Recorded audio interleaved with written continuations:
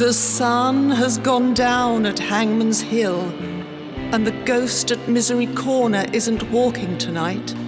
So, welcome to the Weird Tales Radio Show, your weekly fix of ghost stories, urban myths, witchcraft, magic, and folklore. And now, here's your host, writer, award-winning journalist, best-selling author, and sometime werewolf hunter, Charles Christian. Hello and welcome to another episode of the Weird Tales Radio Show with me, Charles Christian. This week's show is a regular potpourri, which is a posh way of saying it's a mixture of items, rather like Forrest Gump's box of chocolates. We've got Janie coming along in a moment, but first we start with another of our haunted railway lines ghost train stories. This involves the legend of the lost railway carriage of Crystal Palace in South London.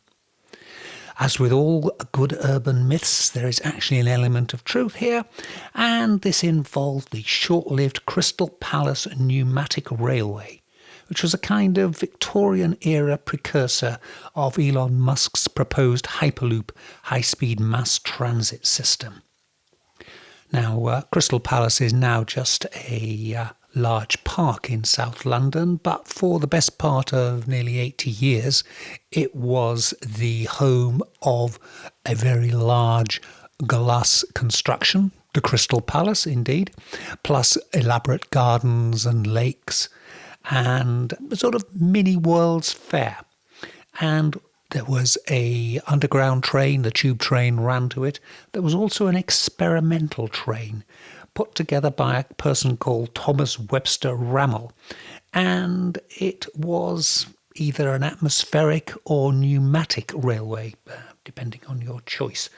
Apparently there was a beach pneumatic transit system that once ran in New York City as well. Now, the way it ran was that the train ran down a tube or a tunnel, and it was basically vacuum driven, and there was a large collar at the back of the train to stop air escaping, and based on compressed air generated by a steam engine, the train whooshed down the tunnel and then made a return journey on the way back. It could apparently travel 550 yards in about 50 seconds, which was good going for that time. Anyway, that was the train. It attracted a lot of people who were willing to pay sixpence for each journey on it. However, it only ran for a couple of months, ending in October 1864. And this prompted the question, which has never been adequately explained: why did it stop? One suggestion is that it was only ever intended to be a short-term test of the technology, which would be then used at a later time for full-size tube trains elsewhere in London. Another suggestion was that the bristle collar, which was covered in gunk, which we can probably gather was oily substances and perhaps animal fat to form a seal when it went down the tunnel, was a little bit too attractive to the mice and rats of the area, and they kept nibbling it and destroying the brushes, so the compressed air didn't work as well as it should do, and the train didn't run as effectively. And the third reason is that there was a mini financial crash around that time, and the investors' money petered away, and there was no longer money for running the train or taking it to a larger scale enterprise. However, there is also the urban myth angle, and this suggests that the train stopped running because there was a disastrous crash, whether it came off the lines or whether the air pump system failed and everybody died in a vacuum. The train crashed, and not knowing what to do with it and wanting to cover it up, it was simply left in the tunnel and buried. The tunnel was covered up and no one was ever the wiser. Until, supposedly, in 1978, a woman walking her dog claimed to have found the part of the tunnel and peered inside and saw an old railway carriage filled with skeletons in Victorian outfits. Anyway, that's the story of the Crystal Palace Ghost Train. There's a novel by a writer called Tom Brown called Strange Air. It's a fantasy novel that's based on this very legend. And it's also worth pointing out that there are other tunnels around the Crystal Palace area, some of which have got very large doors on the tunnel entrances, not to stop you finding the ghost train full of skeletons, but just to stop kids going in there and getting lost and getting into trouble. The ghost train of Crystal Palace. Right.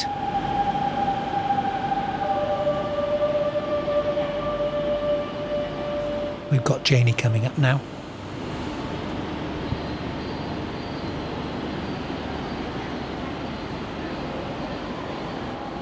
Right, so this is a little tidbit here, which is quite topical, and it concerns a piece in something called the Gentleman's Magazine. Mm-hmm. I don't think it was that sort of magazine, by the way, because this is dated 1765.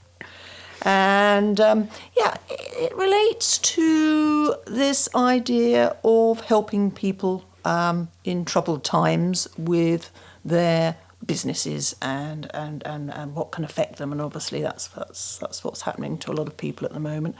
And I suppose it's kind of slightly heartening to know it's nothing new, for there is a little piece in that said journal, not published anymore, I think you'll probably find. Mm-hmm. You've only just got round to reading your copy. Yes. Been so busy, darling. Oh, my goodness me. I'm not even probably supposed to, because it's only for gentlemen. Anyway, on the 11th of February in 1765, apparently a petition was presented to King George III, mm-hmm. That's UK, our dear King George III, by the master peruke makers, which, as any fool knows, peruke means wig. Aha. Not syrup and fig. They hadn't thought of that one by now. Anyway, that's kind of rude. Anyway, yes, apparently the peruke makers of the metropolis, setting forth these distresses of themselves and an incredible number of others dependent upon them, from the almost universal decline of their trade, in consequence of gentlemen so generally beginning to wear their own hair. So basically, they were having trouble making a living and required the help of King George III to find some remedy for the fact that gentlemen were daring to go about the place in their own hair. Yeah. Because, of course, we all used to wear wigs then. We all used to cut our hair short because of mites and bugs and things. Was that the reason? Plague and scurvy and... But surely, wouldn't it be worse to slap this bit of old horsehair, I presume it was, I suppose it could have been real hair, on top of your head that's already crawling in lice and... Yes, so the article goes on. What business remained to their profession was, they said, nearly altogether taken from them by French artists. They had further ground of complaint in their being obliged to work on a Sunday, which they would much rather have spent in their religious duties, quoting, learning to fear God and honour the king. Big fat lump of flattery going on there. But it does, never does any harm. Yep. Anyway, so it goes on. Under these circumstances, the distressed peruke makers prayed His Majesty for means of relief. The king, though he must have scarcely been able to maintain his gravity, returned a gracious answer, which probably was bog off. Yes. Not very gracious, yes. But yeah.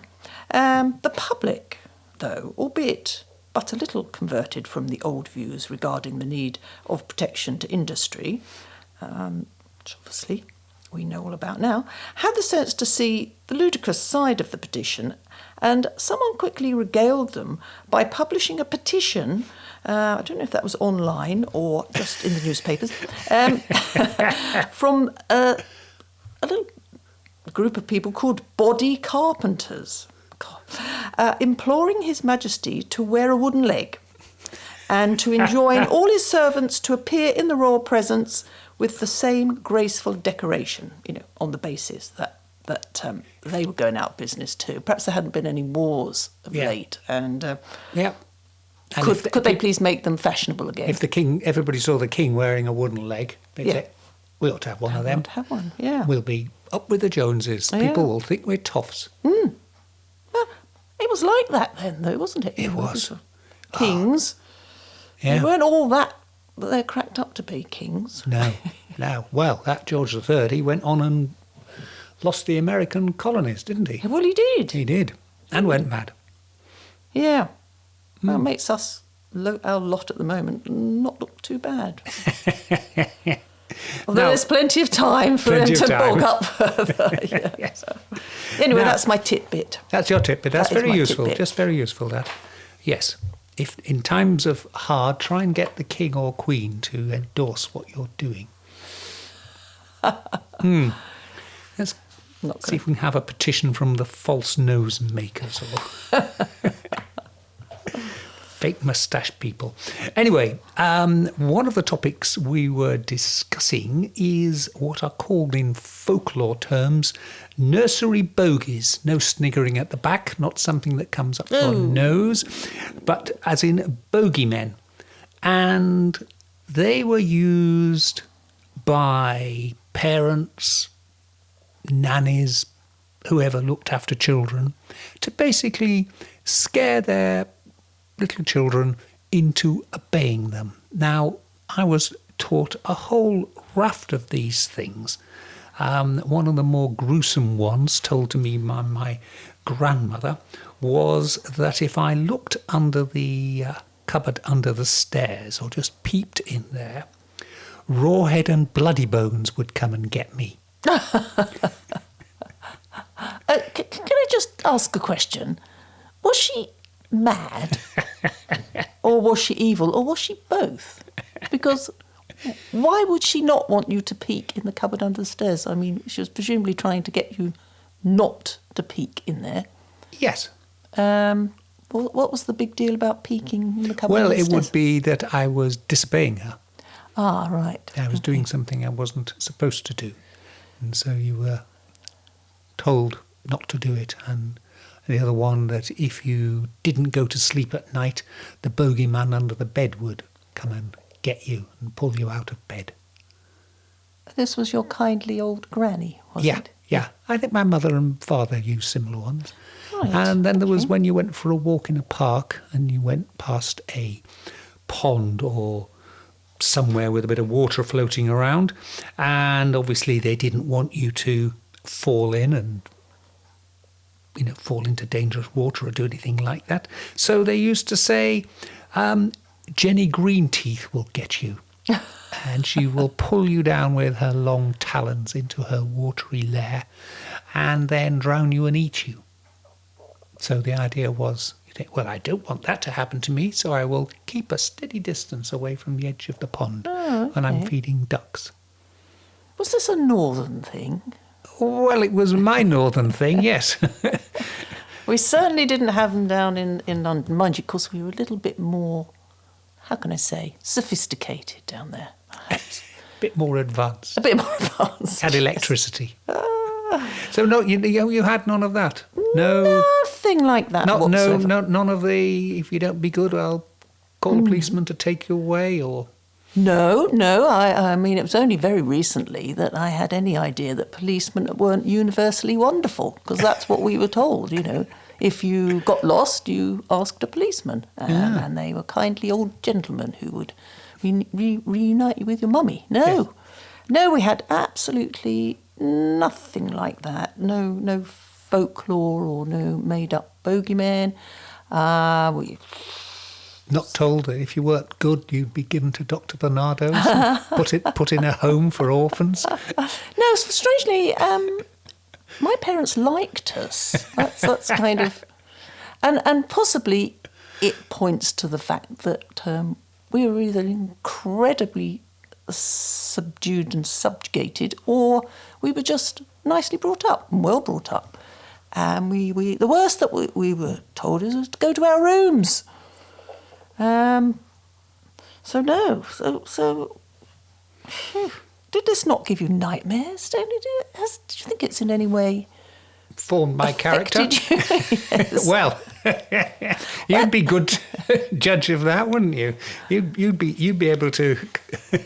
It does explain a lot, I have to say, and possibly explains your interest in these strange, somewhat evil, ne'er-do-well, goblin-like entities, or in fact the whole woohoo thing. Yes. Yeah. No, I mean, nothing whatsoever like that, and I can't think of any friends being terrorised by that sort of evil consequence. No, any others? What about everyday perils? I mean, I was told as a little boy never to accept sweets from strange men in public toilets because I would disappear if I did. Now, clearly this was a good advice not to risk being chased by a child molesting, stalking, paedophile type person. But it's really not quite the right thing to say if you eat these sweets you disappear, because you then think, well, is this some kind of magic sweet? Sweets, yes, I can see the logic there. Yeah. I mean, as it happened, I was a prissy little child, and I thought of somebody in a loo giving me a sweet. Yes, had they washed their hands? Oh, well, exactly. What about you? You had none of that? No. Either those warnings were given to us, me, and they went in one ear and out the other, which is perfectly possible, or I don't remember, or they just failed to give me any warnings whatsoever about almost everything. Which also explains a lot. It does, actually. It does. I do have had this adrenaline junkie streak, haven't I? Since you practically know me. Mad cat fairground rides and riding horses and basically anything that is thrilling, fast, exciting, I've been up for. I've still got the scars on my leg from that time you made me sit on the back of a motorbike in Greece. Yes. No helmets. Yeah. Look, rocky road with precipice on one side. Let's go up there. On this machine that we've never sat on before and I can't handle properly because you're sat on the back making the weight for... Yeah. No, they never told me about that. And that's rather one icky thing that I do remember. As I say, they never told me about men who might, how can I put it, approach schoolgirls and because I just have to get the train into school, and I'd have been, 12, 13 or so, and I say we because it happened to other school friends, were forever being slightly, somewhat molested in a fairly, harmless way, but never thought to tell her parents about it, and I don't recall them ever saying anything about it being completely unacceptable, which of course in those days it just wasn't a thing, was it? You know, females expected to be catcalled and possibly slightly groped. Yes. And looking back, it's appalling, really. I couldn't quite understand why I never said anything, why nothing was ever said to me. Yes, they were remarkably mute on all things icky that probably we ought to have been told, but bless them. I survived anyway. But bogeymen, absolutely not. No, it wouldn't have entered their heads, actually. And so didn't enter ours. Yeah. But whereas it's completely and utterly Traumatised me. I was gonna say. I was never given any sensible advice about the birds and the bees or anything of that nature. No. But I did know that if I looked under that cupboard under the stairs, I'd see a large beast chewing on a pile of bones of naughty children who'd not looked there. If I walked too near the water, Jenny Greenteeth would come and drag me down. And for a long time, I had this thing, when I got into bed, I would leap into bed so that the bogey under the bed couldn't grab my legs as I stood there. It was, boom, into bed. I'm seeing there might be some sense here from your parents. You're obviously one of those delightful children who got sent to bed and then got up 10 minutes later and can I have a drink of water? And then went back to bed and then perhaps got up a bit later and tried to come downstairs and watch a bit of television or something. So that's quite clever, really. Tell you if you got out of bed again, you'd have your feet chewed off by, what was it again? Well, just a bogeyman. It was just a bogeyman that lived under the General bed. purpose. General purpose. Bogeyman, yes. Child-eating bogeyman. Because there's, just scooting through a little tome here, there's a huge list of these named bogeymen. I had absolutely no idea. Yeah. There's, well, you probably know them. Mum Poker. For goodness sake. Rawhead and Bloody Bones, well, I think that's one that you've come across. Yep. And I say there's quite a few, Grindy Low and Jenny Greenteeth. Some of them are regional variations, but they do appear to have been possibly more prone in the north of England than in other parts of I think that must be the case. I'm going to have to look up some southern ones now. Let's see if we've got some sophisticated ones, Probably carry knives and guns.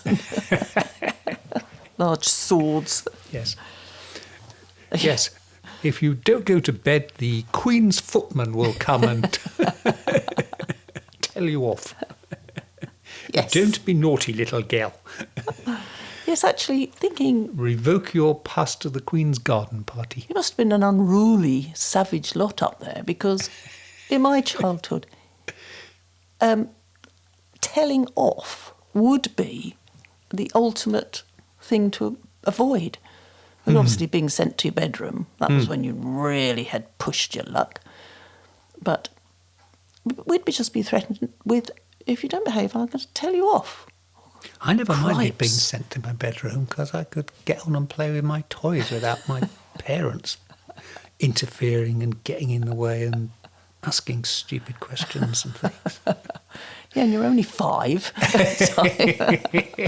Yes. We decided to differ at a very early age, me and my parents. Yeah. And then, of course, there was I think you have had that one that we've all had where you're told that if you don't stop grizzling or crying, you'll be given something to really cry about. Yes, I think that was the worst admonishment that I would ever get told. If you don't stop crying, or you don't stop whining, or you don't stop grizzling. I think grizzling was my thing, as most children. Just a sort of long, grisly whinge about why I couldn't have sweet/toy/dolly/dolly pram, etc. So no, I'm really missing out. I feel quite deprived now. I haven't had this rich tapestry of folklore to inform my childhood. And do we know anyone who was ever given something to really cry about? No. No, we certainly weren't. We were, I suppose, very, very lucky. Lots of kids weren't, but we never got any corporal punishment. Don't think we ever... we never had anything, get the violins out, that could be taken away from us. No. All we had to play with, and this is not I'm not joking, cardboard boxes and pipe cleaners. We played with, that was one of our things.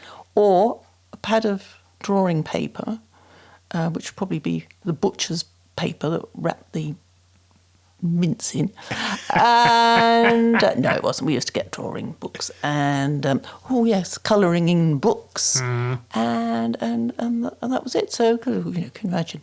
If you don't stop grizzling, I'm going to take away your pipe cleaners. That would have told me, wouldn't it? Oh. I'd have had to play with imaginary pipe cleaners. And on that surreal note, thank you very much, Janie. Good to share. It was indeed. You're listening to the Weird Tales radio show with Charles Christian.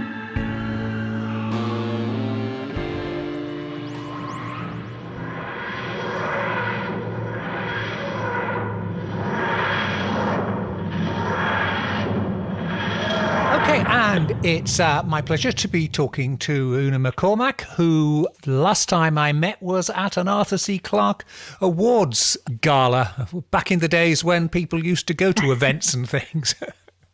That's right, in central London, in Foyles. I can't even imagine it now. I haven't been on a train in the best part of the year, I think. So, very different world. One day we shall meet again. Indeed, yes.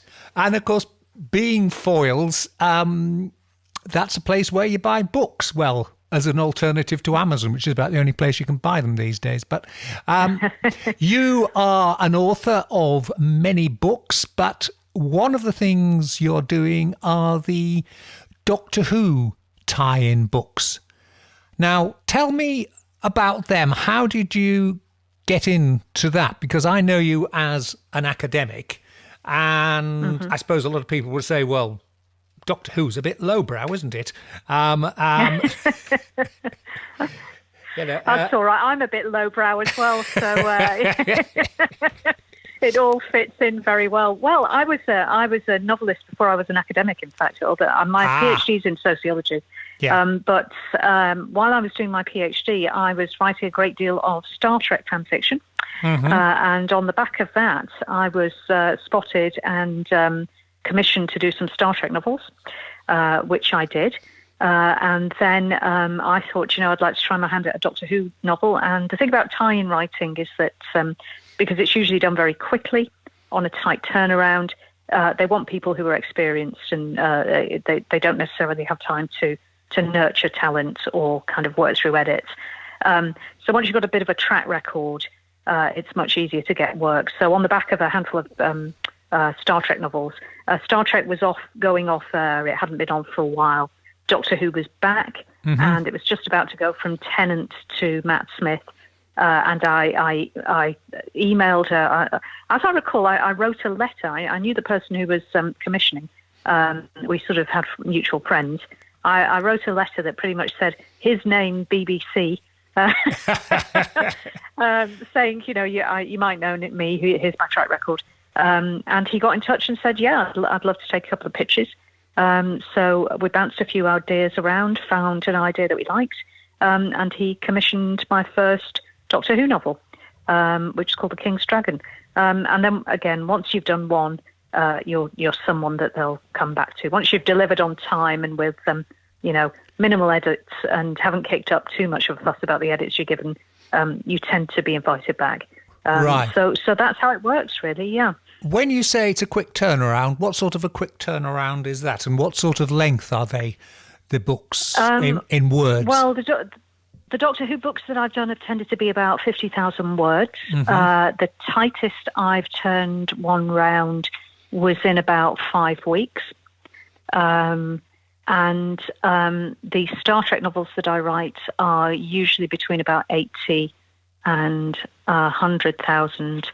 And I'm usually looking about 2 to 3 months to do one of those. So you're quite focused. Yes. Now, the thing that I think is different with this kind of writing than from perhaps other forms of science fiction writing, mass market writing, is that you have to get an agreed outline with the licensor. And that does put a lot of the work up front. So often I'm delivering outlines of about 8,000 words, which is a substantial part of a, you know, even a 80,000 word novel. You're already at sort of 10%. Yeah. So they want to, particularly when a show is very live. So the book I did for Picard, which is obviously an extremely high profile show, and it was going to be a big book on the back of it. we really, really worked through this outline quite carefully. And I worked with someone in the writer's room, the show co-creator, Kirsten Beyer, and we worked very closely to come up with a story that we were both happy with. And so we had quite a substantial outline. And then it's just a case of, sitting in the chair and getting the words down. Yeah. And that's what you're there for, really, to sit in the chair and put the words down. Yeah. How do you juggle the time? Because, obviously, school's out at the moment for academia, but you also have young children and school's out for them as well. So you're homeschooling as well as everything else. Well, I was a nearly full-time academic till about 18 months ago, and had a small child. And my partner and I are scrupulously fair about division of labour. You take the hours that you have and then swap in. I went full-time writing about 18 months ago, left academia about 18 months ago, which really was ideal. Everybody is struggling with homeschooling at the moment, so I'm not going to make any special pleas. I think everyone is very understanding about how difficult it is to juggle. I remember great writer Ursula Le Guin was a full-time novelist. Her husband was a professor. They had 3 children. And she said, one person cannot do 2 jobs well, but 2 people sharing 3 jobs fairly can do it. And I remember that. Now, I think what's happening with obviously homeschooling and COVID is that a lot of people are finding they're having to do 4 or 5 jobs between 2 of them. That's obviously not sustainable. Yeah. But you do the best you can and hope that editors and other people who might be in the same boat and understanding. So, yes. You learn to get a great deal done in 20 minutes. What's your working day? It's always fascinating talking to writers about their working day, because you get the ones who are the dawn chorus up with the lark and sort of, I've done 2,000 words before breakfast, and the other ones who sort of surface sometime around about midnight and work through till sort of vampire hours. What's your routine? No, it's changed over the years, but at the moment, I'm very, very good in the mornings. I've got about 3 hours where I can be intensely productive, and I get maybe 1,500 to 2,000 words down that are usable, and then I'm hopeless in the afternoon. So I might read or potter or just go for a walk on pre-COVID times. Hopefully after. So I think people can be a bit sort of self-punishing, but the idea is to work productively rather than to do presenteeism, I think. And I think this is true of all work. I think all kind of any kind of creatively inclined work. In fact, you've probably got about 3 peak hours of productivity during the day, and the rest is just sort of letting your brain rest and shift ideas around, and letting what I call my hindbrain mulch and think. So that's largely what it is. Yeah. Now, you mentioned already that when you're working with a tie-in, that you have to agree where you're going with the story, and obviously something like Picard or Doctor Who, you can't have a complete transformation of the characters or anything because they're ongoing. How much flexibility do you get? How far can you go with, if you like, pushing the envelope on them all? Yeah, I think this is often down to do a lot to do with how in the public eye a franchise is. So I was writing Star Trek novels, while the Deep Space Nine novels in particular, while the show was off air, and there were a handful of us that were sort of writing them at the time, and we had quite a lot of freedom. We could move well-known characters around. We could do lots of stuff. I had a field day with those novels. It was more I would have liked to have done. I didn't get some characters where I wanted them, but then the show came back on. And immediately you're into a sort of different commercial environment, I think, which is fair enough. You're working within somebody else's commercial property, so you've had fun with it. Now you pay your dues. Yeah. Even then, though, I mean, with the Picard novel, it's a prequel novel to the show. So those who have watched the show will know that we arrive in Picard's life at a very particular time. Something quite dramatic has happened in his life. Trying not to spoil it for people. And my book tells the story of how he's made a crucial decision 15 years earlier before the show starts. And my book charts how he gets to that decision. So even though we had a sort of clear idea of where this book was set, we were charting change and alteration in this character, because he's very different on screen from the very centered, measured man that we know from Star Trek: The Next Generation. Yes. So the purpose of my book was to explore that process, what had happened to this man. People often ask this question, doesn't it feel very constrained? And I don't feel that way. There are obvious constraints, there are obvious kind of limits on what you can do. But within that, the creativity comes from generating the story from those parameters. I guess the closest would be trying to work in a sonnet form rather than with free verse. I don't know. Yeah, something like that. I've got you. Yeah. So that makes sense, yes. Yeah, so the constraints are liberating. They generate story and they generate meaning. So I've always enjoyed it. And then with Doctor Who, the novels that I'm writing, again, when the show was off air, there was a series of books called The New Adventures, and they went very experimental. They kind of really pushed the boundaries of what the show could do. A lot of people who wrote on those ended up writing for the show. People like Paul Cornell, I think Russell T Davies did one. Lots and lots of people, Ben Aronovich. They sort of went on to write for the show, various others. And they were sort of quite textually experimental as well. They were a little bit more adult. They were sort of, they were trying to be contemporary science fiction. Mm-hmm. By the time the show is back on, the books that I were writing are aimed specifically at sort of 8 to 14. So they're a completely different ballgame. They're a completely different type of story. Yeah. And again, I don't find that a constraint. It's really exciting to me to think that kids who are loving the show are kind of picking up my books. And I'm trying to make them playful. They're probably a bit Douglas Adams influenced.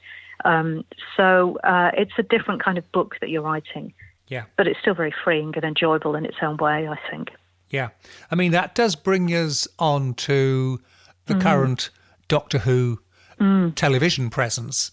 And there does appear to be probably, from David Tennant leaving, a little bit of who's the show aimed for these days. I mean, put my cards on the table. I'm old enough to have seen the first Doctor Who. Oh wow, that's very old. It is. I'm a time traveller myself. I'm sorry to say that. That is very old. Yeah. But and so to an extent, I've sort of grown up with them and watched them on or off, but there would appear to be, if you like, there's the traditional viewers who, hark back to the old days, and then there's the new viewers. And where is the show going? I mean, as I say, with David Tennant, you could watch it as science fiction, as sort of adult science fiction, whereas some of the more recent ones, really, they seem to be very much going for the young adult level. Right, okay. I think above all, we should always remember that Doctor Who was a family show. It was 5 o'clock on a Saturday tea time. Ideally, moved to midweek during the Davison era. I think in the UK, perhaps we have this perception of the David Tennant era being the high point. But it's worth remembering that it's with Matt Smith and Karen Gillan that the show starts to break in America. Yeah, right. So it's actually a little later that the show starts to get global reach, and when we come to the current era, I've told this story a couple of times, but I think it does bear repeating. My daughter, who is 7, sat down about a week and a half ago and put on Jodie Whittaker's first season and marathoned the entire season in a day. Was absolutely enthralled by it. And she's kind of running around playing games based on it and so forth. And she loves it. She absolutely loves it. And if a 7-year-old is loving Doctor Who's doing something right. Yeah. It's as simple as that. And it's doing something right for a couple of reasons. First of all, it's enchanting a 7-year-old. And we were all that 7-year-old once upon a time. Probably our first, if I don't know how old you were when you saw Unearthly Child, but if you ask most people, they would probably, the story, they would have a sort of memory from about 5 or 6, but there would be a story when they were about 7 or 8 that was the one that captured them. So it's doing the right thing. And it's also making an audience for the show. If Doctor Who kept on just telling stories to that narrow set of people. To people like me, yes, we'd all become extinct. Yeah, yes. Or me, people who you say Blinovitch limitation effect to, and they go, oh, it is very, very wise. That show's not going to exist. It's not going to thrive. And it misfires sometimes. I sometimes felt that perhaps some of the Matt Smith or Peter Capaldi stories were just a bit too intricate for me. I'd also just had a baby, so I couldn't follow it. Kind of intricately plotted storyline saved my life. And I know that some people find the current stories too linear. They're a bit perhaps there's not enough complication. It's gone too far. Yeah. But if a 7-year-old is enjoying it's working well. And the other thing to remember is that at no point are we stopped from, if we're not liking what's on screen, all you have to do is flip to iPlayer or Netflix or your DVDs or your video cassettes, stick on a Tom Baker, go and watch Pyramids of Mars, Put on BritBox and watch Peter Davison's story. Go and watch some David Tennant, because it's all there. And there's more choice than ever before. It's phenomenal, really. And if you feel a bit bored, go and nip over to Big Finish, get an audio drama. Go on to AO3 and read some fan fiction. There is more choice than ever before, and the show has opened up more and more and more. And a little 7-year-old girl is really excited by it. So it seems all win to me. Yeah, no, that's a good point. Good point. Yeah. Did you see the New Year's special this year? I did, yes. Yeah. What was your verdict on it? Oh, I enjoyed it. I was very sleepy. I'm always very sleepy with the Christmas and New Year's ones, so I'm never really paying full attention.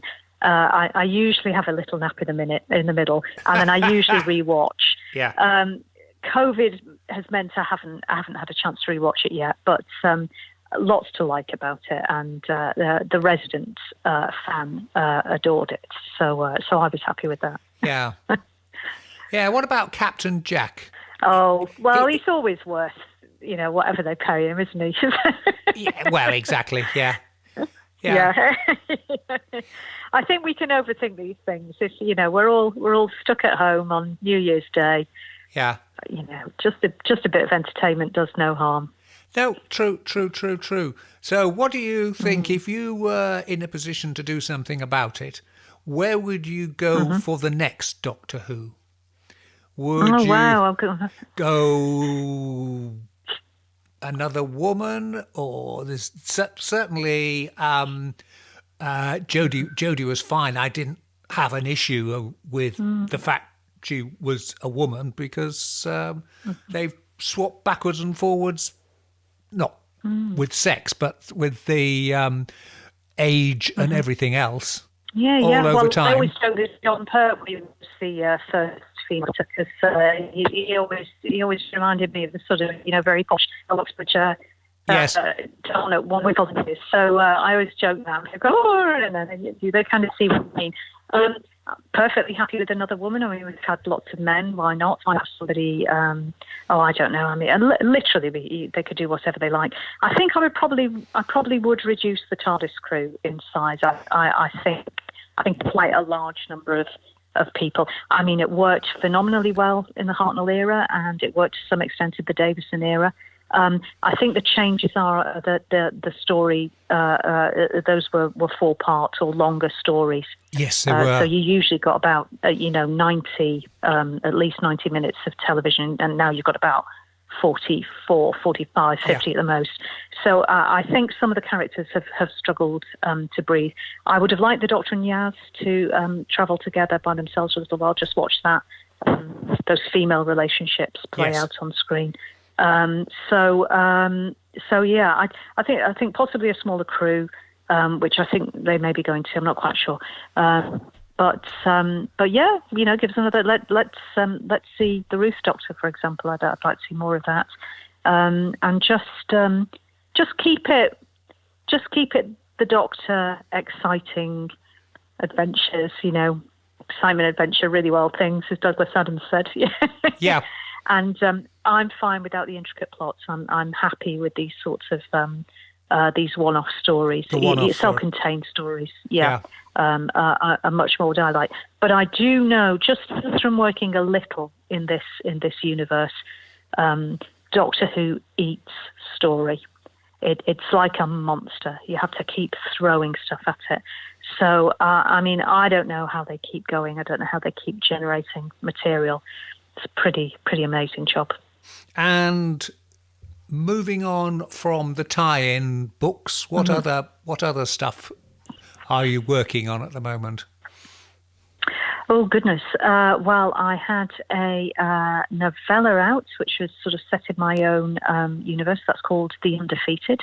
And it's published by Tor.com. Mm-hmm. I'm very proud of it. It didn't make a huge splash, but I love it. I think it's been a bit of a slow burn. People sort of keep emailing me and saying, I just read your novella. It's good, wasn't it? I think so. I think more people should read it. So I'd love people to read that. I'm mostly doing tie-in stuff at the moment. My sort of exciting news the week that we're talking to each other is that my book about Catherine Janeway has just been released as an audiobook read by Kate Mulgrew herself. So that's the autobiography of Catherine Janeway. So it's all first-person narrative. The kind of conceit is that I've edited it. But it's now an audiobook read by Kate Mulgrew, which is just amazing, really, really exciting for me. So those are sort of the big things that were happening. I've done some academic work, done the essays, a collection of essays on a writer that I adore called Lois McMaster Bujold. So a collection of essays on her I co-edited came out last year. And then I did a kind of mini volume of essays, short essays on the back of that, which came out as an ebook. I've been keeping myself busy. I learned to index during lockdown back in April. That was my most pressing task. That was surreal. The world was shut down and I was there with highlighter pens. So I thought I could learn to do this by software, but I don't have the bandwidth, so I'm going to do this pen and paper. Wonderful. So I keep myself off the streets, which I'd have to do anyway. But yes. But I definitely am. What's the next in either the Doctor Who or the Star Trek books that you're working on? Well, I do have some things I'm working on, but they haven't been announced yet, so I can't really I can't really say anything about it. But I would say watch this space. I think there's going to be some news imminently. My last Doctor Who was that came out just before Christmas, and that was part of a really great project, actually. I think once we knew that stuff wasn't going to be on television, somebody conceived quite a big project called Time Lord Victorious. I think it was the genius that is James Goss. Mm-hmm. And that was a kind of multimedia event. There was comic strips, there were audios, there were all sorts of stuff, and there were also 2 short novels.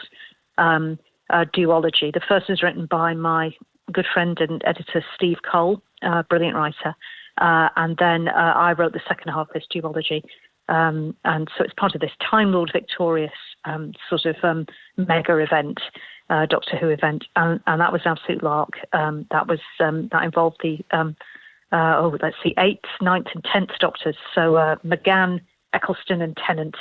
So all Doctor Who writers have a kind of they have an imaginary chart on the wall where they're ticking off the Doctors that they've written. So that was a bonanza for me. That was a plunk. So that was very exciting. It's a good fun book, and it was a really huge project. I don't know how James kept on top of it as the sort of mastermind, but as I say, he is a genius. So he did manage it. So that was the last Doctor Who. And then again, I think there's a couple of things coming, but not announced yet. So I have to keep stum until people tell me. Yeah. But really, just lots of podcasting and stuff. I think, like we're all doing. Yeah. Yeah. What was your most recent Picard or Star Trek book? The Janeway one was the most recent. Janeway, right. And then the Picard book. So the Janeway book came out earlier this year. The Picard book earlier last year, I should say. The Picard book came out in February of last year, so just about a year ago now. So those are my most recent. But watch this space. Yeah. Well, Una, it's been great speaking to you. That was really my pleasure. Interesting. And Thank you very much for your time, and good luck with your projects in the future. And yes, keep me posted. I certainly will. Thanks ever so much. Thank you.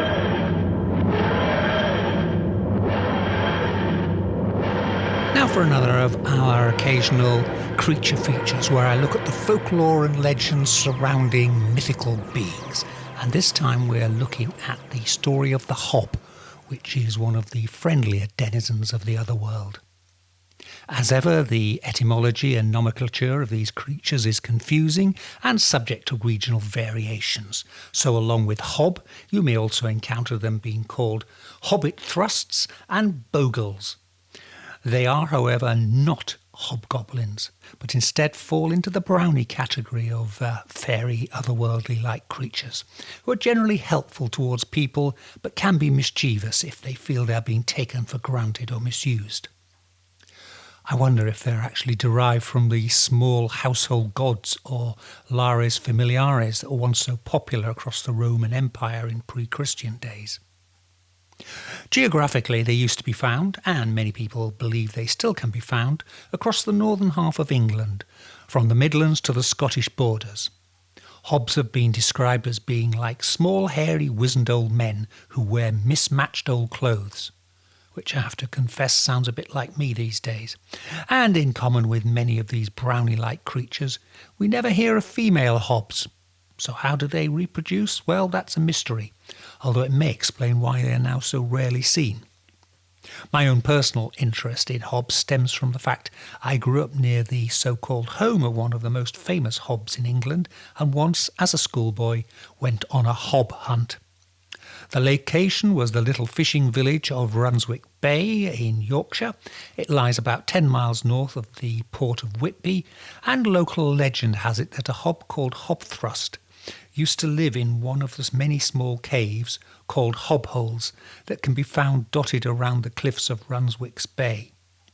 There is some debate as to whether the caves were naturally formed by the action of the sea or by local people digging for a black semi-precious stone called jet. Point being that in the late 19th century, Whitby used to be the centre of the jet jewellery manufacturing industry in the UK. Now, Hobthrust, who we've just mentioned, was said to be able to cure a medical complaint called whooping cough, which was highly contagious and a big issue for British schools for many years, and indeed, while I was still at primary school in the 1950s, it was a cause of frequent ill health among pupils. However, apparently all a mother had to do to get rid of whooping cough in her children was to take the child into the deepest cave and call out, and we have to assume I'm speaking now in broad Yorkshire, "Hob hole hob, hob hole hob, me bairn's got to kink cough, take it off, take it off." Kink cough is what the locals used to call whooping cough. Now, I wasn't suffering from whooping cough, but on my schoolboy trip to Brunswick Bay, it didn't stop me from going into one of the hob holes and cheekily shouting, "Hob hole hob, hob hole hob, show yourself and I'll give you a bob." A bob, I should hasten to add, is an old English silver shilling or a 5p in modern British money. But nothing happened. No hob ever materialised to relieve me of my money. In fact, the last reports I read from Runswick Bay said stormy seas during the winters over the last few years had badly eroded the hob hole caves. So I guess Hobthrust the hob has now had to move out for good. England, home to zombies, werewolves, green-skinned fairy folk? And how about dragons, strange monoliths and vampires? If you're fascinated by the bizarre and unexplained, join Charles on a road trip around the newly discovered walled Newton Triangle, where fact is much weirder than any fiction. Check out Charles Christian's fantastic Kindle book, A Travel Guide to Yorkshire's Weird Wolds, on amazon.co.uk and amazon.com. Almost out of time, but before we go, let's have another of our regular Saint of the Week stories, which, as you know, is something we actually only manage about once every couple of months when we dig out the history of some long-forgotten martyr or religious personage. This week it is Saint Dorothy, or Saint Dorothea, as her feast day is just around about now, the 6th of February, and among other things, Dorothea is the patron saint of florists and flower arrangers. Now, Dorothy was martyred, put to death for her beliefs, in the year 304, and it was the usual sad story. She wanted to follow the Christian religion, and she didn't want to marry the man her father wanted her to marry, and she didn't want to go to the local temple and pray to the pagan gods of Rome. Anyway, on her way to her execution, along with a number of other poor Christians about to be martyred, a lawyer by the name of Theophilus heckled and jeered her. And one of the things he called out for was saying, as you're off to heaven, when you're in the Garden of Paradise, how about sending me some fruits back? Now, as heckles go, that's quite witty, if a little sarcastic. Anyway, Dorothea, according to the accounts, nodded wisely, and just shortly before she was put to death was seen to be praying. And then what happened? Well, then an angel landed just in front of Theophilus, carrying a basket in which were 3 apples and 3 red roses. So, trumping his comments there by Dorothea, as lo and behold, she did send him a basket back from paradise. Theophilus was suitably impressed by this and immediately converted to Christianity, and not long after he too was martyred. And that is the tale of Saint Dorothea. Her remains, it is said, rest in a church in Rome that are dedicated to her. And as I say, her feast day is the 6th of February. Now it just remains for me to say this is Charles Christian saying thank you so much for listening in. Please join me again next week. Until then, stay well, stay weird. Goodbye. Black Shuck, the demon dog of East Anglia, is baying at the moon, which means it's time for us to go. You've been listening to the Weird Tales radio show with Charles Christian, your weekly fix of ghost stories, urban myths, witchcraft, folklore, and the paranormal. You can keep in touch with us online at www.urbanfantasist.com, by email to urbanfantasist@icloud.com, and on Twitter @urbanfantasist. Join us again next week for another edition of the Weird Tales radio show. Goodbye.